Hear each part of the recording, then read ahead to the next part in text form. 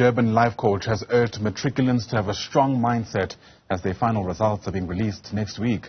Dr. Sanele Gamede is trying to raise awareness for communities to support those who might not pass in order to prevent any kind of suicidal thoughts. Let's get you the latest on this now. Bring in Karinda Jagmohan, who's watching the story for us. She joins us now live from KwaZulu-Natal. And Karinda, of course, this is an incredibly important story because we know that typically suicidality increases around this time, especially for matriculants. So how can we all, I guess, lend some kind of support to matriculants as they wait for these results?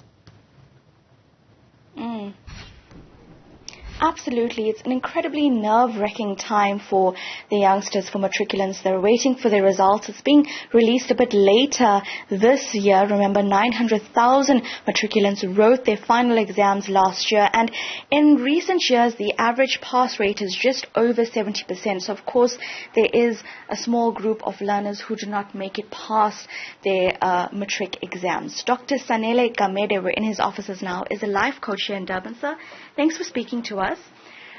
You have, firstly, your own experience of having had the same issues at school. Can you just tell me about this and how you've come to be here? Thank you so much. Yes, it has been quite a journey. One did grade 10 twice, grade 11 twice, and grade 12 twice. So I finished and I went back, and I know what our youngsters probably are going through right now. I have been there twice, so I understand the worry, the anxiety, and sort of like, being scared a little bit, especially because, your matric results matters so much. When we speak now about the matriculants of this year, they're waiting just later this week, they're going to receive their results. What's your advice for them in terms of how they're going to speak to their parents? Should their marks not be what they aimed for?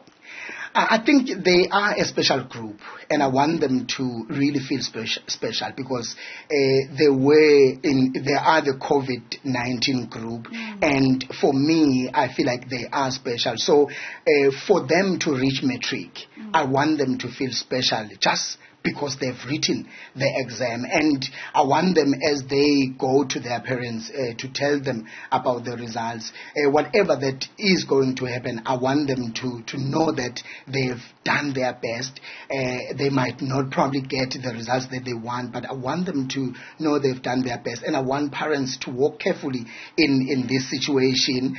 I normally say they shouldn't be the one who are excited and asking, what did you get? How many points did you get? Let them read the facial expression from the learners, because the facial expression will tell you whether someone has succeeded or not. And, be careful and kind and welcoming and loving. I know things might have not gone so good throughout the year.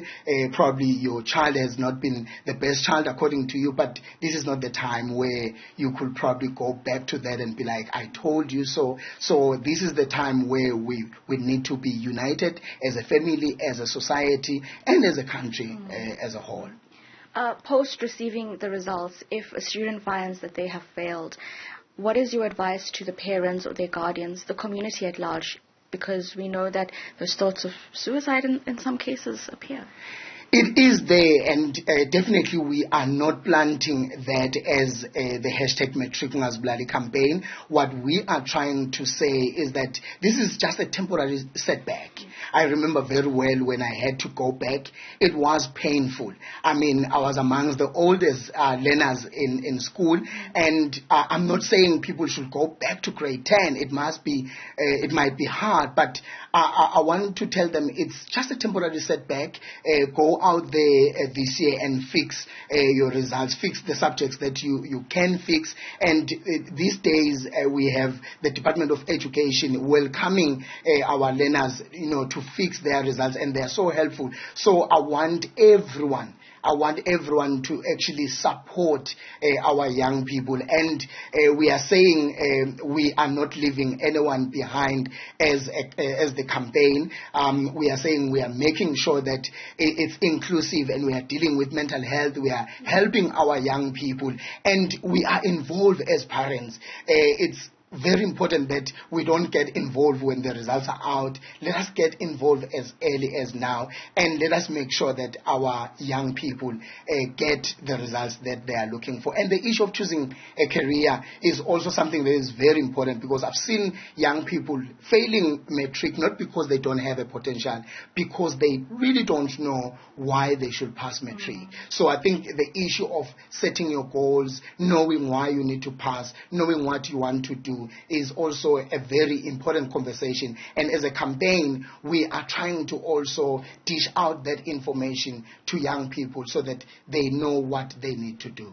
Absolutely.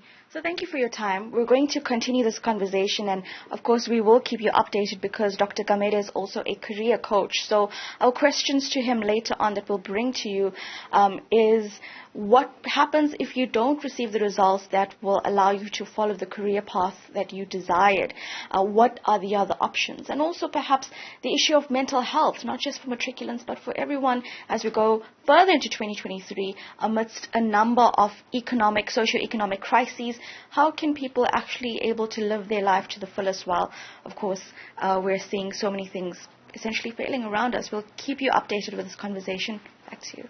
We look forward to it. Karinda Jagmohan, thanks very much indeed. And of course, we're tracking the story around matriculants, and we'll get you a sense of when those results will finally be ready to be released. Karinda Jagmohan, live to us there from Durban.